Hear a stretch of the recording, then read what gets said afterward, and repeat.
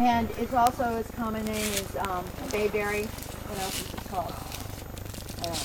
But it makes bayberry.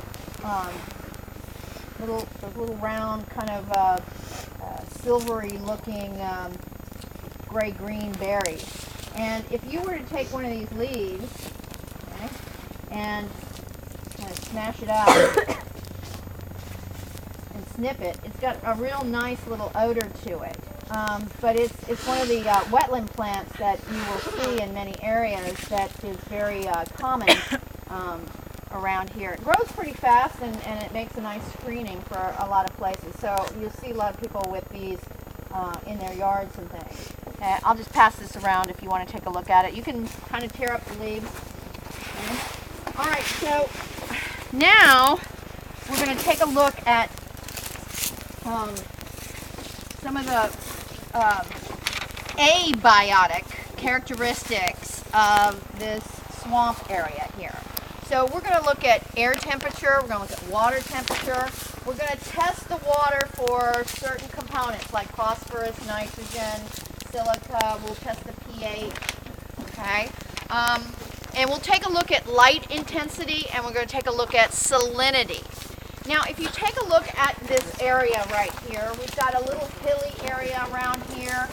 It's a little hilly over there. You can see kind of the tops of the hills over there. And it's got a little bit of elevation on this side. So this is kind of like a depression area right here. Right? This water has no connections to rivers or streams or the Chesapeake Bay or anything else. So do you think, and the water is only going to come from rain and groundwater. So do you think this area is going to have more salinity or less salinity than salt marsh? Less. Okay. Now this area here also, as we said when we stopped off at the last place, this has got bacteria in it. And if you kind of take a look at kind of the top of the water, it looks like it's got a little bit of a film on it. Okay, that's the bacteria. Okay, and it's not going to make you sick or anything. You wouldn't want to drink this water, but they're doing decomposition in here. And sometimes if you take a look at the water, you can actually see these little gas bubbles coming up out of the water. Okay, now that could be from turtles.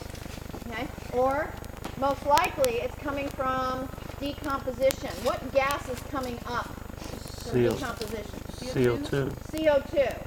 Okay? So oxygen's being taken out of the water, CO2 is being made. So if we're looking at the decomposition going on, there's a lot of leaves, there's a lot of needles in here from the bald cypress. Take a look up, you can see some of the bald cypress leaves that are turning colors here. This water is going to be very, very acidic compared to Long Creek, okay? Because there's much more decomposition going on in here than there is there. There's a lot of tannins in the water that come from the plant materials. So when we pull the water up, it's going to be a really pretty color, okay? So here we only get rain and groundwater coming in. In the summer, sometimes the water levels do get pretty low, and occasionally if we have a summer that doesn't have a lot of rain, it will actually even dry out for a period of time. But for the most part, all through the year, this has got a lot of standing water in it. Okay, so what we're going to do first is we're going to collect some water. Okay, now I have some jars, and we're going to take chemically treated water out of the park.